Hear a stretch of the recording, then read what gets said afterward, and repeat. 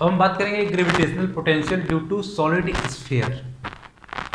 तो पहले बात करते हैं at external point of the sphere, मतलब स्फीयर के बाहरी पॉइंट पे उस सॉलिड स्फीयर के कारण ग्रेविटेशनल पोटेंशियल कितना होगा। तो आइए देखते हैं। सपोज कोई स्फीयर है जिसका मास दिया हुआ है m और उसका रेडियस दिया हुआ कितना है r है। तो हमने उसके सेंटर से, स्फीयर के सेंटर से x डिस्टेंस पे हमने एक पॉइंट लिया है। उस पॉइंट पे जो ग्रेविटेशनल पोटेंशियल होगा वो कितना होगा, माइनस का gm/x। तो सपोज हम ऐसा मान के चल रहे हैं कि जो स्फीयर है उसका जो सेंटर ऑफ मास होगा उसके सेंटर पे क्या करेगा, एक्यूमुलेट होगा या एग्जिस्ट करेगा। तो हम इस स्फीयर को एज अ पॉइंट मास की तरह ट्रीट कर रहे हैं। तो इस पॉइंट मास के कारण किसी भी पॉइंट पे जो ग्रेविटेशनल पोटेंशियल होता है कितना था, माइनस का gm/x। बस उसको ऐसे देखिए, सिंपल। अब हमको बताना है जैसे कि x तो हमारा बाहरी पॉइंट है, हमने x को और पास लेते आए, तो उसके जो सरफेस पे जो ग्रेविटेशनल पोटेंशियल हो जाएगा वो कितना जाएगा, माइनस का gm/r हो जाएगा। ये कहाँ पर है, on the surface of sphere. अब हम बात करेंगे at internal point of the sphere, sphere के अंदर वाले पॉइंट्स पे कि ग्रेविटेशनल पोटेंशियल उस टोटल स्फीयर के कारण कितना होता है। तो आइए देखते हैं। सपोज हमने कोई स्फीयर लिया जिसका मास m है, रेडियस कितना है उसका r है, वही स्फीयर है ये समझ लीजिए। तो हमको इसके सेंटर से x डिस्टेंस पे एक पॉइंट है p, हमको वहां पे निकालना है कि ग्रेविटेशनल पोटेंशियल कितना होगा। तो हमने क्या बोला कि अब जो इस पॉइंट पे निकालने का है तो हमने इसको दो पार्ट में डिवाइड कर दिया।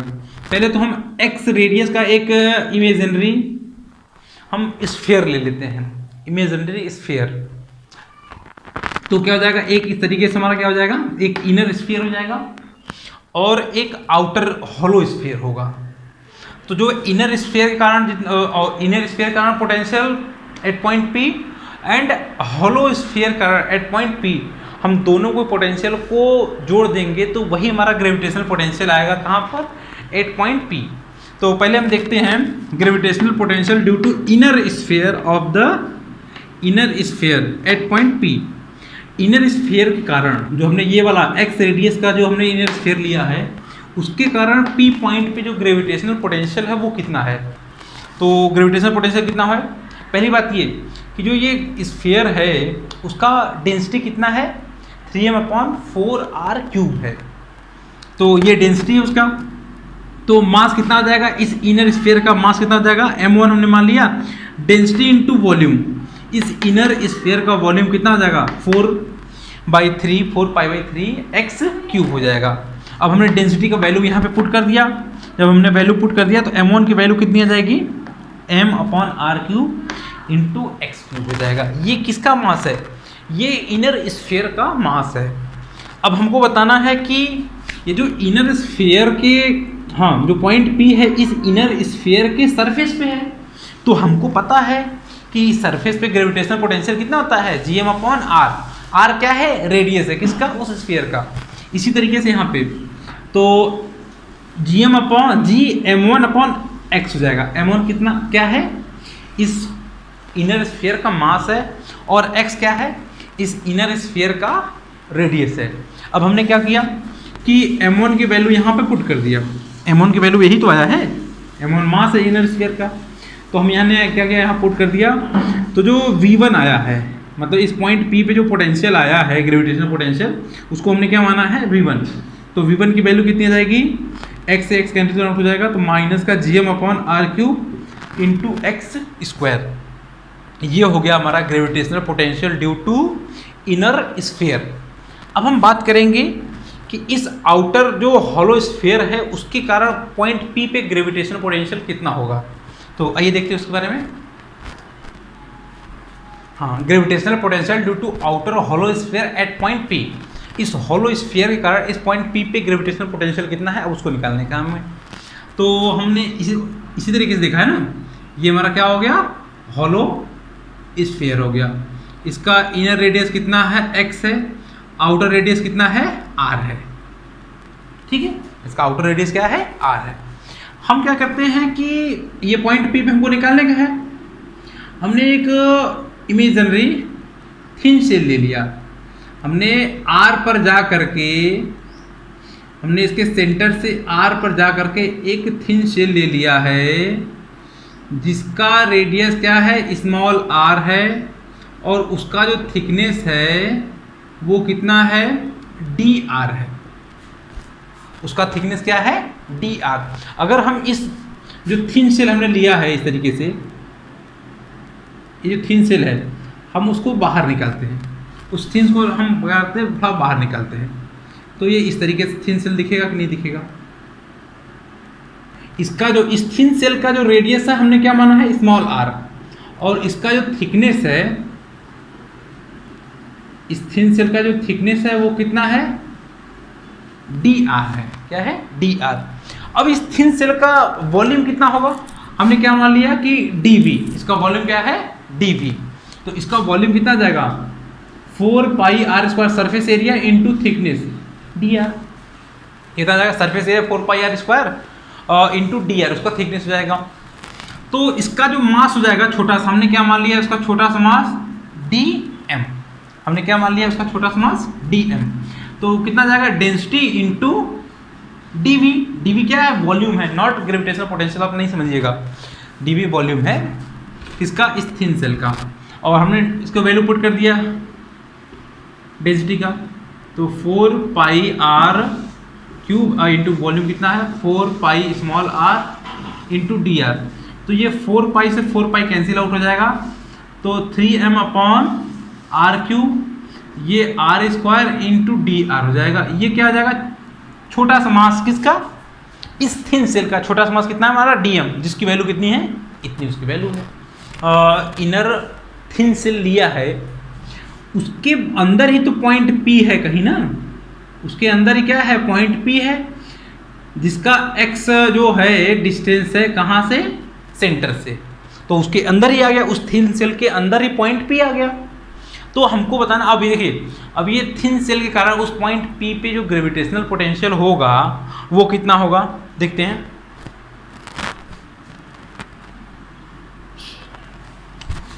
अब एट पॉइंट P पे जो gravitational potential due to thin shell, at point P gravitational potential due to thin shell, उस सेल के कारण कितना हो जाएगा, हमने क्या मान लिया उसको, dv प्राइम हमने ले लिया है, मतलब ये dv2 ले लेते हैं, dv2, क्योंकि हम उसके पॉइंट P पे निकाल रहे हैं उसको हॉलो स्फीयर के कारण, ठीक है। तो dv2 उसकी वैल्यू कितनी जाएगी, माइनस का g dm अपॉन कितना जाएगा, ये r। ऐसा हमने क्यों लिया है, क्योंकि जो थिन सेल का जो मास है वो कितना है, dm है, और हमने उस थिन सेल का रेडियस लिया है। ऐसा क्यों, क्योंकि इनर पॉइंट पे हम लोग जब ग्रेविटेशनल पोटेंशियल निकालते हैं तो किसी भी पॉइंट पे निकाले तो क्या होता है, माइनस का gm अपॉन r क्या होता है, उस सेल का रेडियस होता है। तो हमने इस सेल का क्या लिया है, रेडियस, जैसा कि हमने बताया था पिछले वाले वीडियो में, ठीक है। तो इसमें क्या हो जाएगा, हमने इसकी सबकी वैल्यू पुट कर दिया g r, और यहाँ पे हमने इसकी वैल्यू पुट कर दिया मास का 3m r square dr upon r cube. तो इस वाले r ने इस वाले r को कैंसिल आउट कर दिया, तो जो dv2 आया वो कितना आ गया हमारा, माइनस का g अपॉन r क्यूब, ये 3m r स्क्वायर dr हो जाएगा। ये क्या हो गया, r स्क्वायर dr। लेकिन जो dv2 है वो तो टोटल पोटेंशियल नहीं है, वो तो उस थिन सेल के कारण है। तो हमको टोटल पोटेंशियल निकालना तो करेगा, क्या करेंगे, उसको इंटीग्रेट करेंगे। तो हम इसको जब इंटीग्रेट करेंगे टोटल कितना जाएगा, इसका इंटीग्रेशन कहाँ से कहाँ, r का वेरिएशन कहाँ से है, x से लेकर के कहाँ तक है, कैपिटल का r तक।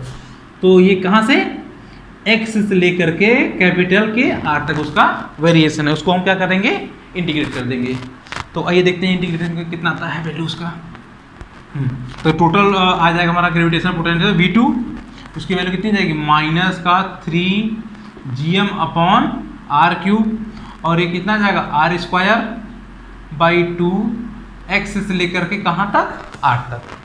तो इसकी वैल्यू हम पुट कर देते हैं, माइनस का 3 gm अपॉन आर क्यूब, और ये 2 को हमने बाहर लेकर आ गए और हम आर स्क्वायर माइनस का एक्स स्क्वायर हो जाएगा। ये क्या होगा, हमारा ग्रेविटेशनल पोटेंशियल हो जाएगा। किसके कारण, ये टोटल ग्रेविटेशनल पोटेंशियल होगा किसके, उस हॉलो स्फीयर के कारण इतना आ गया हमारा वैल्यू। ठीक है, अब ये वैल्यू हमारा आ गया और हमने v1 पहले से निकाल रखा था, v1 कितना था। अब हम क्या करेंगे, दोनों को जोड़ देंगे। हम इसको क्या करते हैं, मिटा देते हैं। Total gravitational potential at point P, जो टोटल ग्रेविटेशनल पोटेंशियल आएगा वो किसके कारण, इस इनर सेल के कारण और इस हॉलो स्फीयर के कारण। मतलब जो टोटल पोटेंशियल होगा V की वैल्यू V1 प्लस V2 हो जाएगा। तो V1 और V2 वैल्यू पुट कर देते हैं हम यहाँ से। तो V1 की वैल्यू कितनी आई थी, माइनस का gm upon r cube into x square, अब प्लस, अब यहाँ पे वैल्यू पुट कर देते हैं माइनस का gm upon 2r cube r square minus का एक्स स्क्वायर हो जाएगा। अब हम इनको क्या करते हैं, सॉल्व करते हैं, देखते हैं कितना आता है। ठीक है, हम यहाँ से क्या करते हैं, कॉमन लेते हैं, माइनस का gm upon r cube common लेते हैं। तो यहाँ क्या हो जाएगा, एक्स स्क्वायर, फिर ये प्लस का 3/2 आर स्क्वायर माइनस का एक्स स्क्वायर हो जाएगा। तो ये माइनस का gm upon r cube x square plus minus का 3x स्क्वायर बाई 2 हो जाएगा। ये कितना आ जाएगा, माइनस का gm अपॉन आर क्यूब, ये 3r स्क्वायर बाई 2 माइनस का ये कितना हो जाएगा, एक्स स्क्वायर बाई 2, क्योंकि इसको हम सॉल्व करेंगे कितना जाएगा, माइनस का एक्स स्क्वायर बाई 2 हो जाएगा। अब हम 2 को क्या करते हैं, कॉमन ले लेते हैं। तो वैल्यू कितनी जाएगी, माइनस का gm अपॉन कितना जाएगा, ये चीज़ 2r क्यूब हो जाएगा। कितना हो जाएगा, ये माइनस का 2r क्यूब हो जाएगा, और ब्रैकेट में कितना बच जाएगा, 3r स्क्वायर माइनस का एक्स स्क्वायर। ठीक है, ये हमारी वैल्यू हो गई। इसको याद करने का तरीका ऐसे आप लोग याद करिएगा, v इक्वल्स टू माइनस का gm अपॉन आर क्यूब को ऐसे ही बाहर रखने का, ऐसे ही। तो ये इसको हम 2 को अंदर लेके जाएंगे, 1.5 आर स्क्वायर माइनस का 0.5 एक्स स्क्वायर। इसको ऐसे करके आप लोग याद रखिएगा तो थोड़ा सिंपल रहेगा कि 1.5 एंड 0.5 करके याद रखिएगा तो याद रहेगा, क्योंकि थोड़ा इसको याद रखना थोड़ा कठिन होता है। ये अगर हम सरफेस की बात करें, देख लेते एक बार। On the surface of the sphere, अगर हम सरफेस की बात करेंगे तो x की वैल्यू कितने रखेंगे, हम r पुट करेंगे। जैसे हम x की वैल्यू r पुट करेंगे, माइनस का gm अपॉन 2r क्यूब हो जाएगा और 3r स्क्वायर माइनस का r स्क्वायर हो जाएगा। तो यहाँ से 2r स्क्वायर हो जाएगा, तो 2r से 2r कैसे होगा, r की वैल्यू कितनी, माइनस का gm अपॉन r आएगा, जो कि हमने पहले ही पढ़ लिया था। Gravitational potential due to solid sphere on the surface of the sphere, कितनी वैल्यू होती है इसकी, माइनस का gm अपॉन r। अब हम थोड़ा ग्राफ देखते हैं इसका। ये x हो गया और ये v हो गया, इस तरीके से।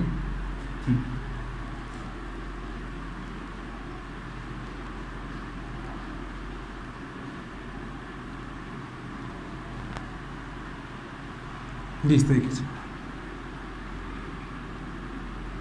यहाँ पर क्या है, x की वैल्यू 0 है। जब हम x की वैल्यू 0 पुट करेंगे तो मतलब कि सेंटर हो जाएगा वो चीज़। तो x की वैल्यू जब 0 पुट करेंगे तो कितना आएगा gravitational potential, 3/-3/2 gm upon r आ जाएगा, माइनस का 3 gm अपॉन r। और यहाँ पे कितना जाएगा, माइनस का gm अपॉन r आएगा।